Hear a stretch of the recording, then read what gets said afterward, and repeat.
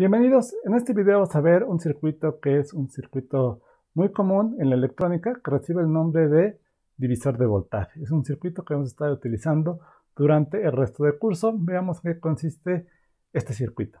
Como ven, es un circuito muy simple que consiste únicamente de dos resistencias conectadas en serie.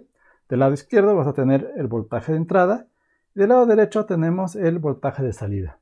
La forma más común de implementarlo es a través de este dispositivo que recibe el nombre de potenciómetro, el cual estoy seguro que todos ustedes han utilizado alguna vez en sus vidas. Por ejemplo, cuando desean controlar el volumen de un dispositivo de sonido, giran una perilla la cual les da el volumen deseado.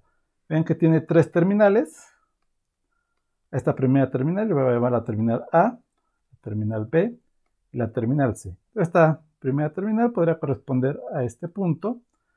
Mi terminal B sería el punto intermedio a partir del cual yo voy a medir mi voltaje de salida, y mi terminal C sería la del otro extremo. Otra construcción común de este tipo de dispositivos es a través de estas manijas deslizables, que seguramente si ustedes tienen un ecualizador de sonido en sus casas tendrán estas manijas deslizables, las cuales ustedes pueden regular para ajustar la salida de sus dispositivos de audio. Veamos matemáticamente cómo es que funcionan estos dispositivos. Entonces vamos a utilizar la ley de voltajes de Kirchhoff, que me dice que la suba algebraica de los voltajes en una malla cerrada va a ser igual con 0. En este caso es muy simple, únicamente tenemos una malla. Vas a seguir esta malla que ustedes ven aquí, que va a tener el mismo sentido de la corriente.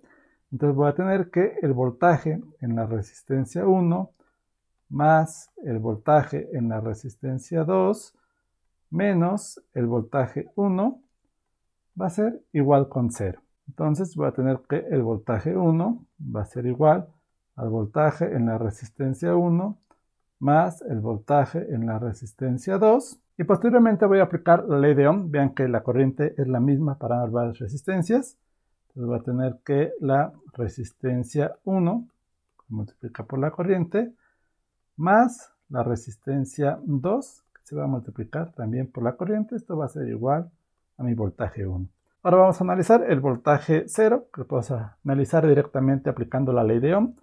Me va a decir que el voltaje 0 va a ser igual a R2 por la corriente. En este caso, a partir de esta ecuación, yo puedo despejar la corriente de la siguiente forma.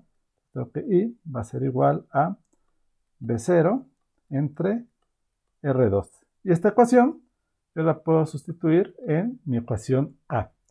Entonces voy a tener que mi voltaje 1 va a ser igual a R1 que multiplica a V0 dividido entre R2 más R2 por V0 dividido entre R2. Obviamente estos dos se van a eliminar y yo lo puedo volver a escribir de la siguiente manera, como R1 entre R2 más 1 V0.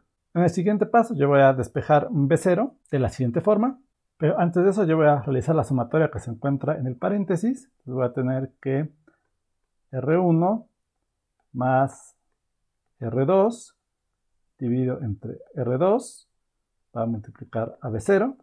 De esta forma es muy fácil despejar V0.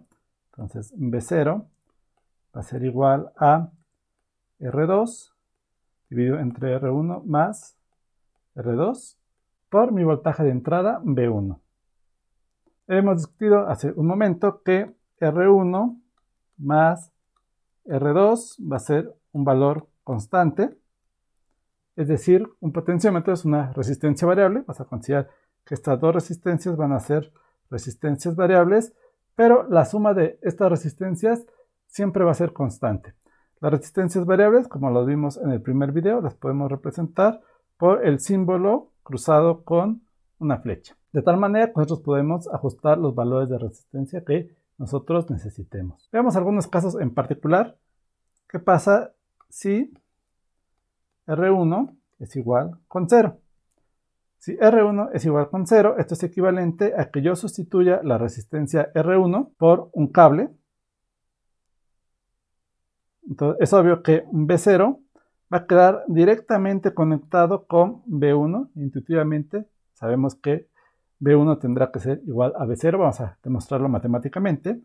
Entonces tenemos que V0 va a ser igual a R2 R1 vale 0, entonces simplemente voy a ir entre R2, R2 entre R2 va a ser igual con 1, que multiplica a B1. Entonces tenemos que B0 va a ser igual a B1. Veamos el siguiente caso, cuando R2 es igual con 0. En este caso, esto sería equivalente a que yo sustituya mi resistencia R2 por un cable. Obviamente, B0 se va a conectar directamente a mi voltaje de referencia, que regularmente lo representamos por este símbolo, y en este vamos a suponer que el voltaje va a ser igual con 0. Entonces, bueno, ya sé que el resultado intuitivamente debe ser 0. Vamos a demostrarlo matemáticamente. Si R2 es igual con 0, entonces tenemos que B0 va a ser igual a 0 dividido entre R1 más R2. El denominador, por este motivo, no puede ser 0, entonces no vas a tener una división entre 0, pero sí vas a tener una multiplicación por 0.